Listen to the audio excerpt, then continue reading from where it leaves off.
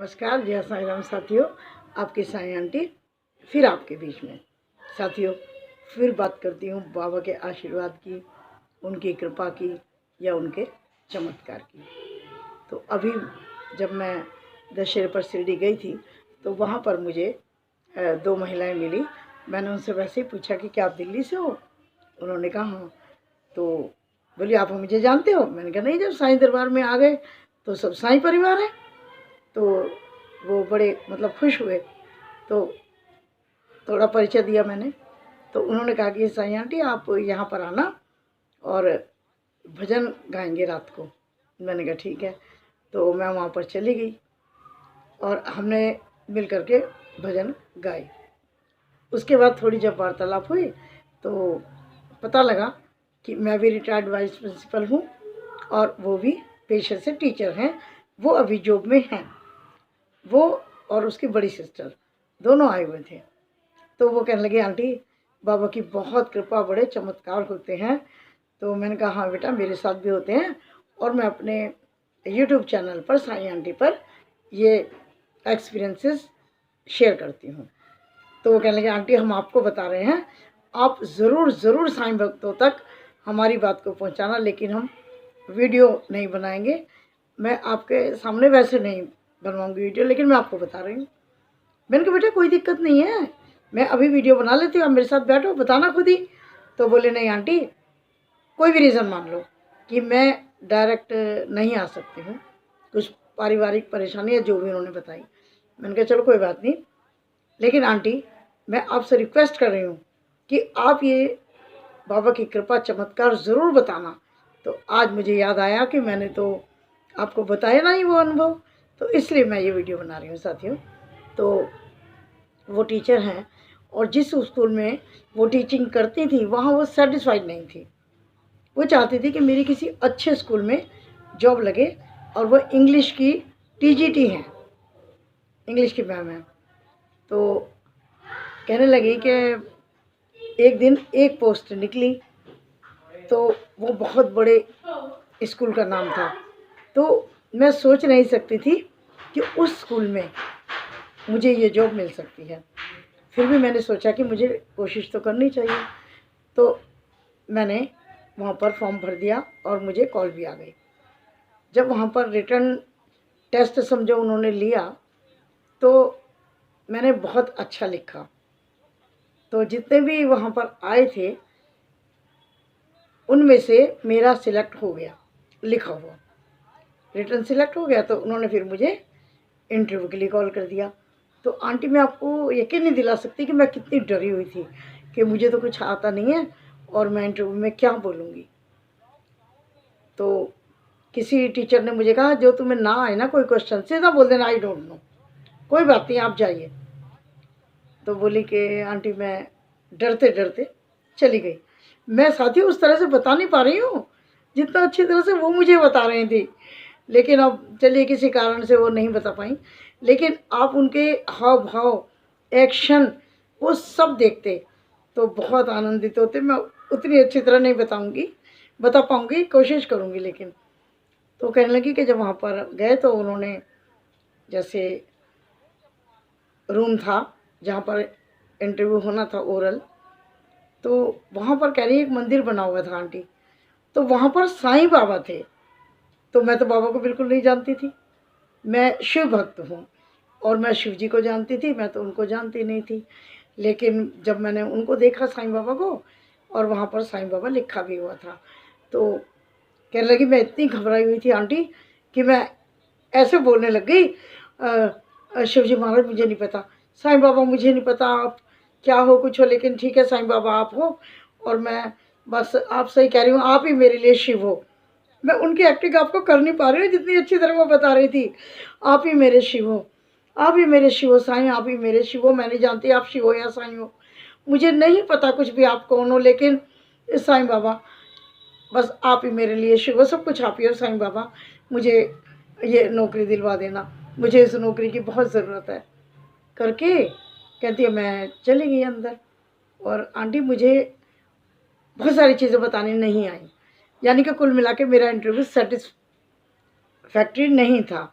मैं खुद भी सेटिस्फाइड नहीं थी, बहुत कम बता पाई थी मैं, लेकिन मेरा रिटर्न बहुत अच्छा हुआ था। तो उन्होंने जैसे मुझसे बात की तो इंटरव्यू लेके उन्होंने कहा ठीक है, आपको मैसेज आ जाएगा, बाहर लिस्ट लग जाएगी और आप देख लेना विद इन ए वीक। तो आंटी मैं बड़े डरते हुए घर आई, मुझे बस मैं यही करती रही, साईं बाबा साईं बाबा, मैंने तो पहली बार आपको देखा है, मैंने तो पहली बार आपसे कहा है कुछ, बाबा सब कहते हैं आप बहुत सुनते हो, मुझे नहीं पता, बस आप शिव हो या साईं हो मुझे नहीं पता, बस मैंने तो आपसे बोल दिया। ऐसे करके आंटी मैं घर आ गई। और जब वहाँ पर लिस्ट लगी तो मैं तो बहुत घबराई हुई थी, डर लग रहा था कि इतने बड़े स्कूल में मतलब मेरा होगा कि नहीं होगा। तो मैंने अपने किसी रिलेटिव जो मेरा कज़न लगता था उसको मैंने भेजा। तो आंटी कज़न ने मेरे को बोला कि नहीं नहीं आपका नहीं आया है।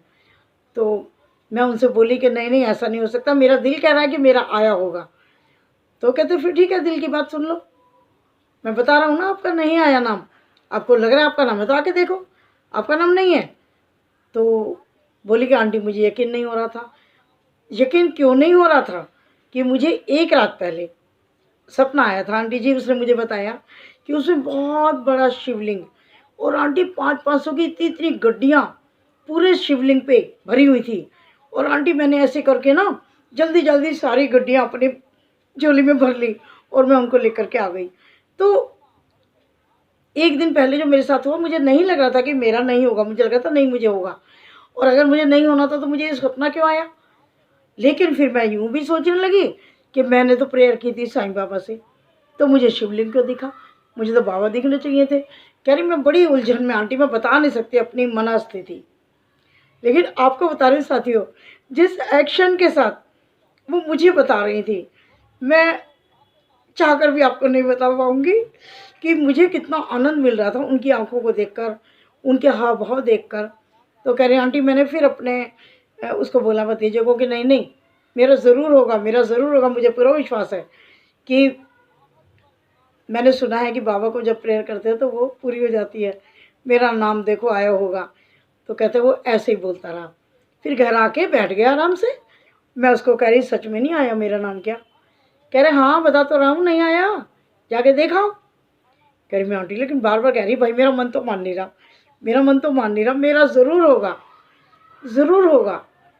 तो कहती हूँ आंटी उसने मुझे 2-3 घंटे ऐसे ही टरकाता रहा, पता नहीं मेरी परीक्षा लेता रहा क्या होता रहा। मैं बार बार ये कहती रही नहीं मैंने प्रेयर की थी, मेरा हुआ होगा। कह रही आंटी बहुत देर में उसने बोला कि हाँ आपका मन ठीक कह रहा है आपका नाम लिस्ट में है आपका नाम। कह रही आंटी मैं अब आपको कैसे बताऊँ कि मैंने कहा हे मेरे साईं, मैंने तो प्रेयर आपसे ही की थी, मैंने तो आपको भोला समझा शिव समझा मुझे नहीं पता, लेकिन मेरा हृदय मानता है कि मैंने प्रेयर बाबा से की थी और बाबा ने मेरी प्रेयर सुनी। और जैसे कि कहते हैं कि बाबा के दर से कोई खाली नहीं जाता, आंटी मेरी सबसे पहली वो प्रेयर पूरी हुई। और अब देखिए हम आए हैं, हमेशा बाबा मुझे सीढ़ी बुलाते हैं और हमेशा कोई ना कोई कृपा वो बराबर हम पर करते रहते हैं। आंटी आप भूलना मत, ये मेरा चमत्कार ज़रूर बताना कि जिस स्कूल में मैं सोच भी नहीं सकती थी और वहाँ पर मेरा इंग्लिश की एक ही पोस्ट थी और वो मुझे बाबा ने दिलवा दी। आंटी बताएंगी ना आप मेरा? मैंने कहा बेटा आप बताते तो मुझे ज़्यादा अच्छा लगता, लेकिन आज मुझे अचानक ही पता नहीं कैसे याद आ गई कि मैंने उनकी बात तो आपको बताई नहीं, तो इसीलिए मैं अभी अभी ये वीडियो बनाने लगी। तो साथियों उन्होंने नाम बताने को भी मना किया था, तो इसलिए मैं नाम नहीं बता रही हूँ, लेकिन वो जब सुनेंगी ना इसको वो समझ जाएंगी कि आंटी ने मेरा चमत्कार साईं भक्तों तक पहुंचा दिया। तो आशा करती हूँ आपको ये बहुत अच्छा लगा होगा। साईं बाबा और भोले जी का ये उथल पुथल ही समझो, क्योंकि वो उसने ऐसी एक्टिंग की, मुझे नहीं पता आप भोले हो, मुझे नहीं पता आप भोले बाबा हो, मुझे नहीं पता आप शिव जी हो, मुझे नहीं पता आप साईं हो, बस मुझे नहीं मालूम, मैं तो आपसे साईं बाबा कह रही हूँ कि आप मेरी सुन लेना। तो बहुत बहुत अच्छे से वो बता रही थी मुझे। तो आप तक मैंने उनकी बात पहुँचाई। यदि आपको अच्छी लगी हो तो आप इस को शेयर और लाइक कर देना, और अपनी साईं आंटी को अपना सपोर्ट देते आ रहे हो वो तो आप दे ही दोगे, और आपको अच्छा लगे तो सब्सक्राइब कर देना, और पहली बार चैनल पे हो तो साईं आंटी चैनल को विज़िट भी कर लेना, कुछ थोड़ा बहुत सुन लेना कि मैं क्या काम कर पा रही हूँ। और यदि आपको अच्छा लगे तो सब्सक्राइब, लाइक एंड शेयर। बहुत जल्द मिलती हूँ किसी अन्य चमत्कार के साथ या किसी नई वार्ता के साथ या बाबा जी की अन्य कृपा के साथ। तब तक के लिए चलती हूँ, बहुत जल्द मिलती हूँ। तब तक के लिए जय साईं राम।